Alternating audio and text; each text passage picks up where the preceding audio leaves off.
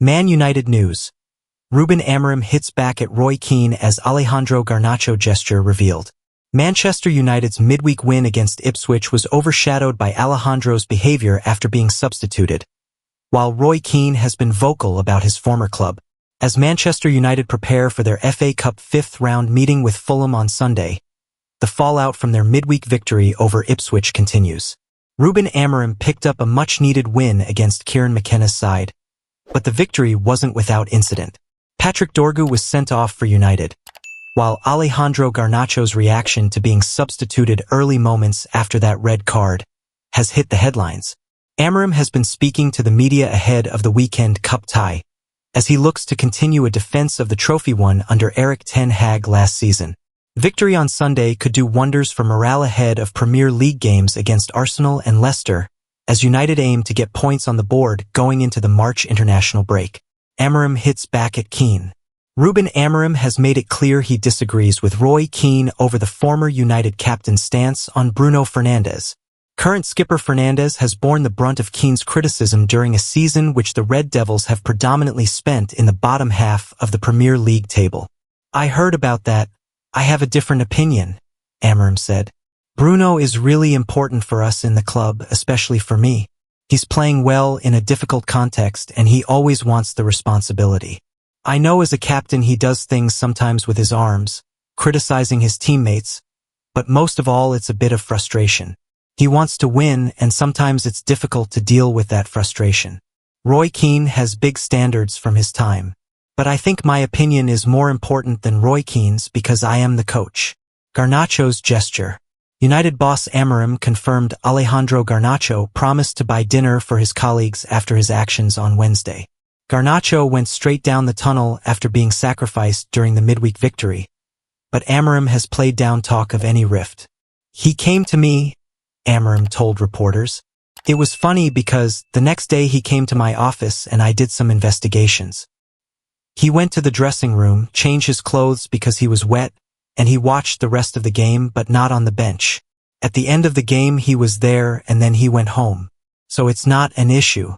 But at a big club like Manchester United, everything is important and perception is important.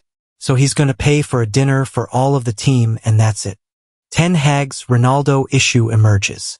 Former Manchester United manager Erik ten Hag didn't feel Cristiano Ronaldo was able to press well enough to fit his system, according to ex-United coach Benny McCarthy. Ten Hag allowed Ronaldo to leave within months of his own Old Trafford appointment. Ole Gunnar Solskjaer points the blame for Ruben Amorim's Man United struggles. Ole Gunnar Solskjaer knows where things are going wrong for Ruben Amorim at Manchester United, and doesn't believe it's fully his fault. The Red Devils have been woeful since the Portuguese coach was appointed as Erik ten Hag's successor at Old Trafford. He has won just 5 of his 16 Premier League games so far, leaving United sitting 14th in the table. A number of players have struggled to fit into Amorim's stubborn 3-4-2-1 formation so far, and Solskjaer believes the issues start from the squad being made up of stars being signed under a host of previous managers. Asked if there is too much of a sacking culture at Old Trafford by The Athletic, the Norwegian replied, "That's for the people at the top of United. But an issue is that the manager plays with the previous manager's players. I just remember a great time at United apart from the last 6 weeks. Great people and the culture is in the people. Going back to United was like going back to my family, like I'd never been away. But Besiktas also feels like a family club, with respect for each other. There are members of staff who've been here for 10, 20, 30 years. Solskjaer, 52, spent nearly 3 years at Old Trafford, going trophyless before he was eventually sacked in November 2021 following a shocking defeat to Watford.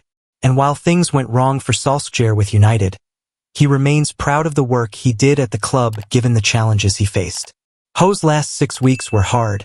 I can't deny that, but we were also top of our Champions League group, Solskjaer added. It was the 2 games against City and Watford that did it, but I maintain that finishing second and third in my 2 full seasons wasn't bad given the level in the Premier League. We also reached a European final, but I see what Jose Mourinho means when he says that his best achievement was getting his United side to second in the league. Back to the present day, Under fire Amorim has a chance to make it back-to-back victories this season over the coming week. United take on Real Sociedad in the Europa League on Thursday ahead of a clash with Arsenal in the Premier League a few days later. Man United U18s versus Arsenal FA Youth Cup highlights as Reds earn dramatic extra-time victory. Manchester United beat Arsenal 3-2 after extra time in the quarter-finals of the FA Youth Cup on Friday night.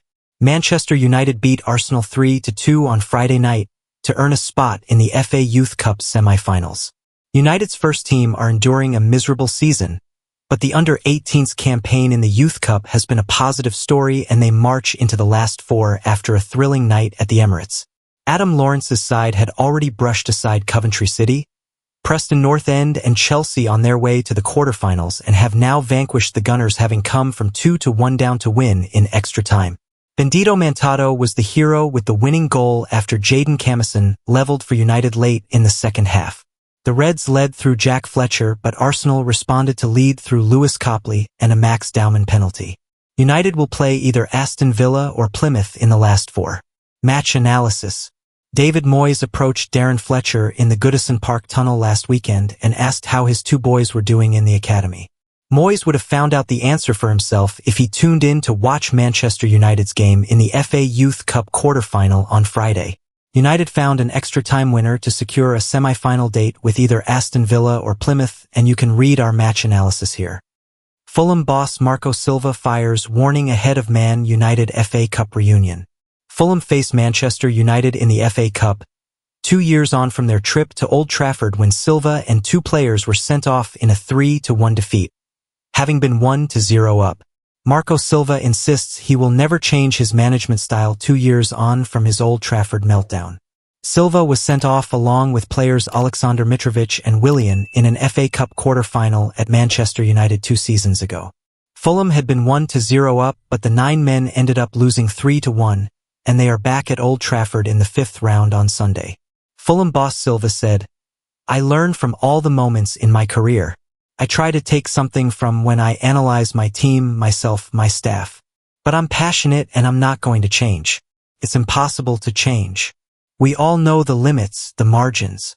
We know what is respect between managers, players with players. As with the officials, we all know what this means and the limits are there. But I'm passionate and I try to share that with my players and transmit it for them." Silva was dismissed for what he said to ref Chris Kavanagh back in 2023 as the referee watched the pitchside monitor to check on a red card offense for Brazilian Willian. Mitrovic was suspended for 8 games and fined £75,000 for his reaction. The manager paid £20,000 and hit with a 2-game touchline ban. Fulham had to pay £40,000 for failing to control their players and Silva a further £20,000 for his comments after the game on a dark day for the London club. Silva added, "Emotions are part of a football match. We have to try to control our emotions. Sometimes that is not easy, depending on what comes from the game too. But we have to learn with all the moments."